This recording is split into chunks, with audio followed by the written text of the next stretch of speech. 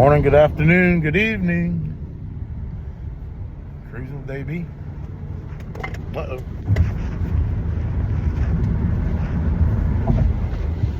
Happy whatever it is today. What is today? Tuesday?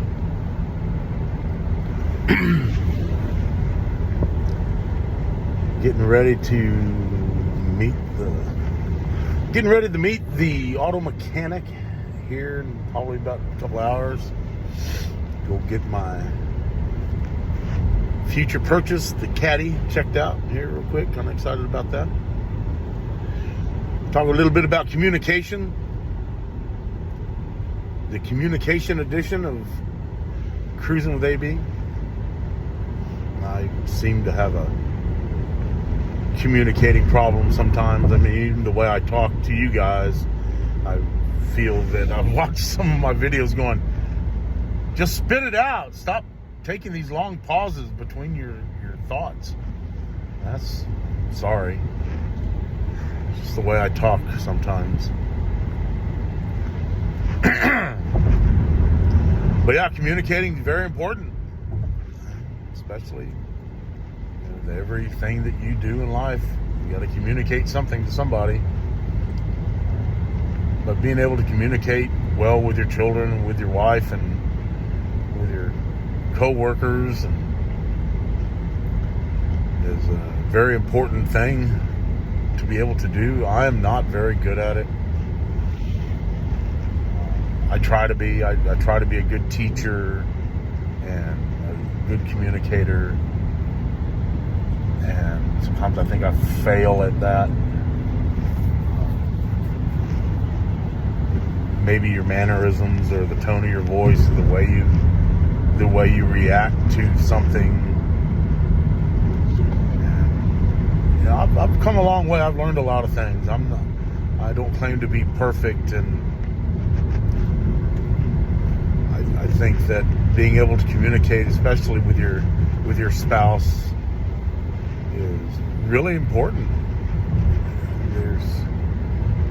I've learned a lot throughout the years, and I found out that I'm not really the best communicator sometimes. And I don't know, you can't fault anybody but yourself.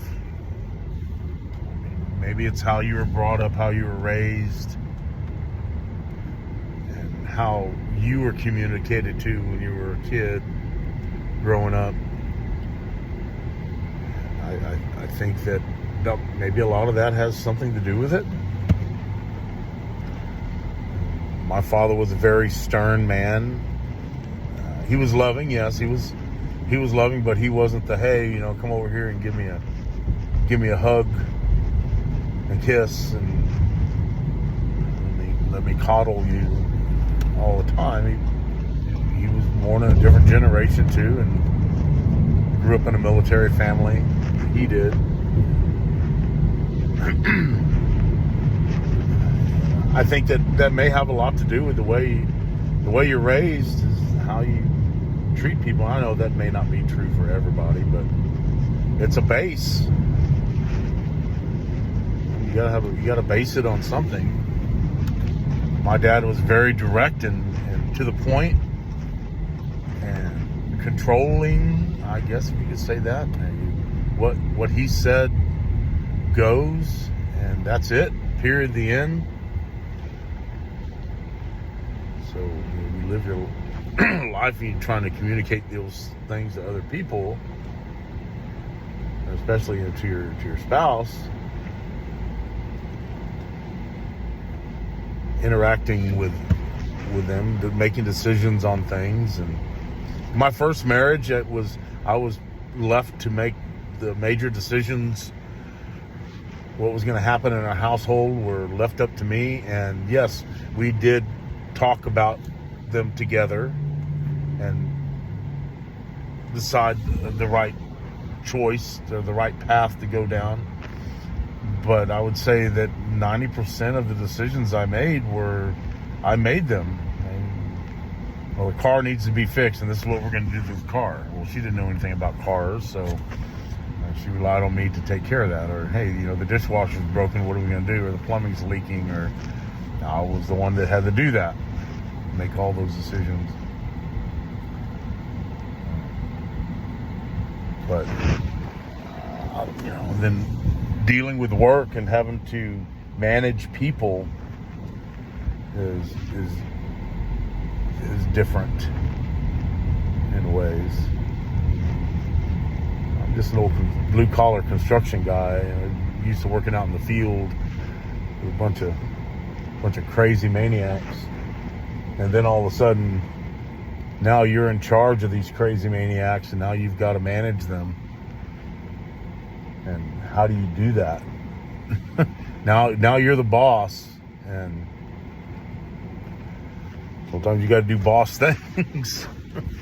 If that makes sense. You can't be part of the crowd anymore, because there could come a time where you might have to fire one of these guys. It's part of communication. Like what my bosses told me, there's got to be a professional distance between you and the people who work for you or work under you. I'd get invited over to barbecues and stuff like that, and I just have to politely decline, because there needed to be that separation. And it's kind of hard to communicate that to the guys. Well, how come you don't want to party with us anymore? Well, I can't. Well, not that I can't. It's just I was trying to learn a different way of working, how I was making a living. I was trying to conform with the norm. But yeah, even communicating with your wife and discussing things and making decisions on things. Laura, my wife now, she's very, very smart, talented, and knows about things. It could be from cars to the house to whatever. She knows something about those things, and she puts in her inputs on those, and I appreciate those. I wasn't used to that when I first met her. I wasn't really used to having somebody else. Well, why can't we just do this instead of doing what you want to do? And I was going, well, that's a good point, but I think my way's the way to go. So that was exaggerated, but true. There was it was something that I was ingrained in my head, that yes, it's got to get done this way, and this is the way it's got to get done. And I didn't really get ever gotten anybody else's opinion on the subject. And now I have that, and it's great. I love it. I've learned to communicate better. Communicating with your children, they get to be young adults. They want to be treated like an adult, and that's a whole different thing too. Man, I remember when I was a young adult, I thought that my parents didn't know anything, and so I want them to make their own decision. Or sometimes maybe when they ask me to do something, when I feel that they should be doing that themselves, I'll go, well, sounds to me you need to do some adulting. You need to do the adult thing. Basically, I'm telling them, figure it out for yourself. What do you think should happen? What do you think you should do? Don't rely on me answering all the questions all the time. I got no problem doing that, but let's talk this out and let's see what you think. What would you do?